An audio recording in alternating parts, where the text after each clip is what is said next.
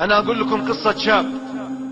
اسمعوا يا شباب الأمة، والله الذي لا إله إلا هو إن هذه القصة كما أحدثكم وإني على يقين، وحدثني بها عدول ومن سمعها ورآها وشاهدها قبل أيام أو قبل أشهر.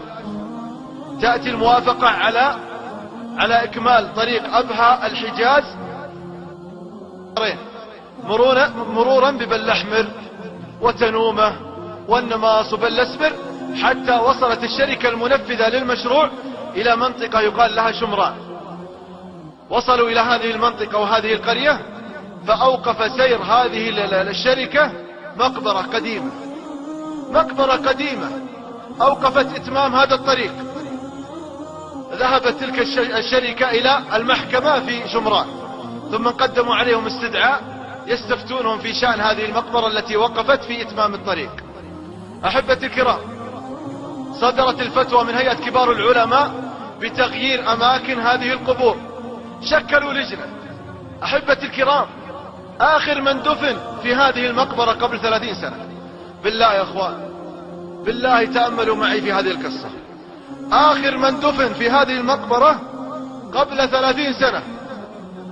شكلوا لجنة من المحكمة ومن هيئة الأمر بالمعروف والنهي عن المنكر ومن البلدية ومن أعيان القبيلة لنبش هذه القبور وتغيير أماكنها. بدأوا في عملهم، أخذوا ينبشون القبور قبرا تلو قبر، ما يجدون في هذه القبور إلا روائح منتنة ورفات العظام. آخر من دفن في هذه المقبرة قبل 30 سنة وقفوا على ذاك القبر، بدأوا ينبشون التراب من على ذاك القبر. أحبتي الكرام، عيشوا معي هذا الواقع، والله كما أحدثكم، ينبشون القبر على صاحبه حتى وقفوا على اللحود والصنايا، أبعدوا تلك اللحود، وإذا بالجميع يكبر. وجدوا صاحب القبر في كفنه كما هو، ما تغير الكفن، أبيض ورائحته طيبة زكية، فضلا عن من هو داخل ذاك الكفن. أخرجوه من قبره والجميع يكبر. الله يا الله، من هو سعيد الحظ الذي داخل هذا الكفن؟ أخرجوه من القبر، ثم انفتحوا الغطاء عن وجهه، وإذا بأعيان القرية والقبيلة يعرفونه. هذا فلان ابن فلان، هذا فلان ابن فلان مات قبل 30 سنة، هذا فلان ابن فلان مات قبل 30 سنة. والله يا أحبتي ما تغير، وجهه هو، جسمه هو ما تغير، كفنه هو ما تغير. أخذوه وحملوه، ثم ذهبوا به إلى أبيه. أبوه لا زال على قيد الحياة. طرقوا الباب على أبوه، ثم أدخلوا الولد على الأب. فتح الغطاء عن وجهه، ثم جعله في حضنه، وفتح الغطاء عن وجهه، وأخذ ينظر إلى ابنه ويقبله ويقول: يا الله ما أعظمك، يا الله ما أكرمك. بعد 30 سنة تعيد إلي ابن ما تغير منه شيء، تعيده إلي وما تغير منه شيء. حملوه وغيروا قبره، ثم عاد الصالحون إلى الأب يسألونه ويقولوا للأب: أسألك بالله، على إيش مات ابنك؟ ليش هذه النهاية؟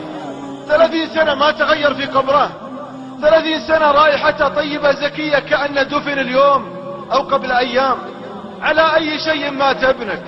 اسمعوا يا شباب، اسمعوا يا من ضيعت الصلاة. قال ذاك الأب: والله إني منذ أن عرفت ولدي ما تأخر ولا فات تكبيرة الإحرام ولا فاته الصف الأول. والله إني من عرفت ولدي ما عمري جيت صحيت لصلاة الفجر. أجي أصحي صلاة الفجر وهو صاحي وتوضأ وذهب إلى صلاة الفجر. والله ما تعبني في قضية الصلاة، محافظ على صلاته. علشان كذا في قبره 30 سنة ما تغير. والله ما نسعد إلا بالدين، إلا بالطاعة، إلا بالعبادة. لن تسعدنا شاشات وقنوات، ولن تسعدنا مباريات وكاس العالم ومتابعته.